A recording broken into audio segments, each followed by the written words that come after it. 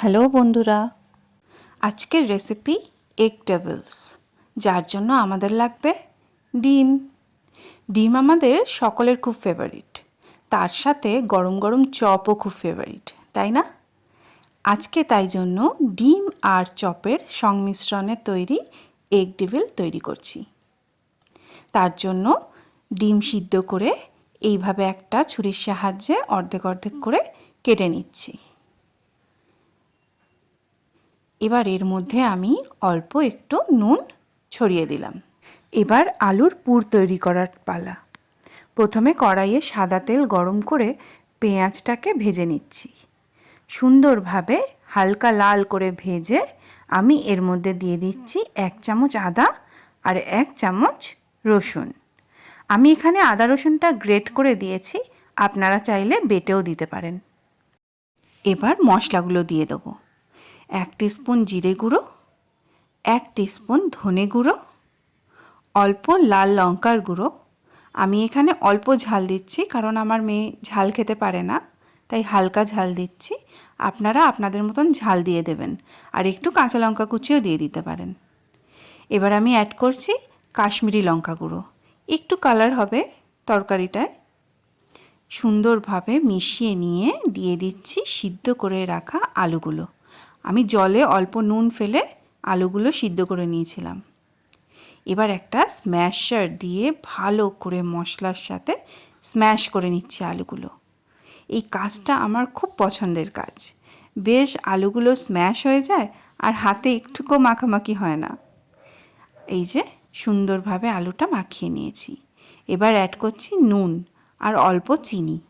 নুন চিনি আপনারা আলু স্ম্যাশ করার টাইমেও দিয়ে দিতে পারেন।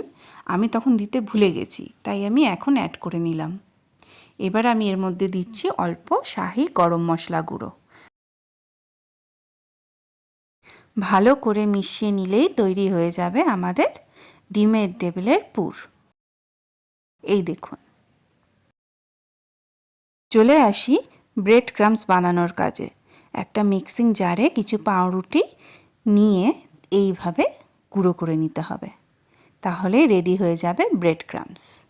একটা ডিম আর অল্প নুন ভালো করে ফেটিয়ে নিয়েছি। এবার তাহলে টেবিলগুলো গড়ে নিই। অর্ধেক ডিমের মধ্যে আলুর পুর হাফ নিয়ে এইভাবে শেপ দিয়ে দিচ্ছি, ঠিক যেন একটা গোটা ডিম রেডি হয়ে যাচ্ছে। দেখুন আমার আর একটা তৈরি হয়ে গেছে। আমি এখন 4টেই রেডি করছি আপনাদের দেখানোর জন্য, বাকিগুলো নয় পরে করে নেব। এই যে এবার আমি এই টেবিলগুলো প্রথমে ডিমের মধ্যে ভালো করে মাখিয়ে নিয়ে ব্রেড ক্রাম্বসে দিয়ে দেবো। সুন্দরভাবে ঠেসে ঠেসে আবার ডিমের মধ্যে দিয়ে দেবো। আবারও ডিমটা ভালো করে মাখিয়ে নিয়ে আবারও ব্রেড ক্রাম্বসে দিয়ে ডাবল কোটিং করে নেব, যাতে গরম তেলে ছাড়লে ব্রেড ক্রাম্বসগুলো যেন গা থেকে খুলে বেরিয়ে না যায়। সুন্দরভাবে ক্রিসপি কোটিং ক্রিয়েট করে টেবিলটা রেডি হয়। দেখুন আমি আরও একটা দেখিয়ে দিচ্ছি। প্রথমে ডিমের মধ্যে ডুবিয়ে নিয়ে ভালো করে ব্রেড ক্রাম্বস মাখিয়ে নিচ্ছি। আবারও ওটা ডিমের মধ্যে ছেড়ে আবারও ব্রেড ক্রাম্বসে দিয়ে সুন্দরভাবে চেপে চেপে ঠেসে ঠেসে আমি ভালো করে ডিমের টেবিলের শেপটা দিয়ে নিলাম।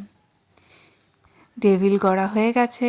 এবার কড়াইয়ে সাদা তেল গরম করে এক এক করে টেবিলগুলো ছেড়ে দিচ্ছি। এটা আমি গোল্ডেন ব্রাউন করে সুন্দরভাবে ভেজে নেব। আমাদের ফ্যামিলির মোটামুটি সবাই কিন্তু ডিমের টেবিল খেতে ভীষণ ভালোবাসে। আপনারাও কি ভালোবাসেন? কমেন্ট করে জানাবেন তো কার কার ফেভারিট ডিমের টেবিল।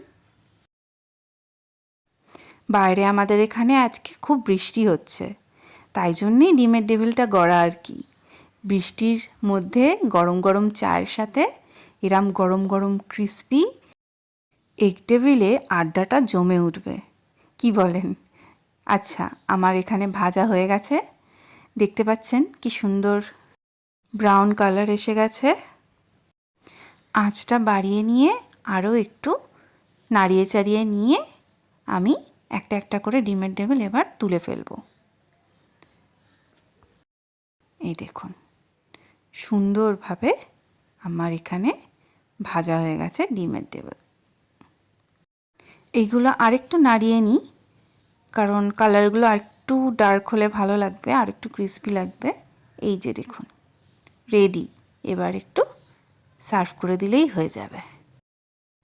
ভিডিওটি ভালো লেগে থাকলে অবশ্যই একটা লাইক করে দেবেন, কমেন্ট করে জানাবেন কেমন লাগলো, আর চ্যানেলটা অবশ্যই সাবস্ক্রাইব করে দেবেন আরও নতুন ভিডিও পাওয়ার জন্য। ততক্ষণের জন্য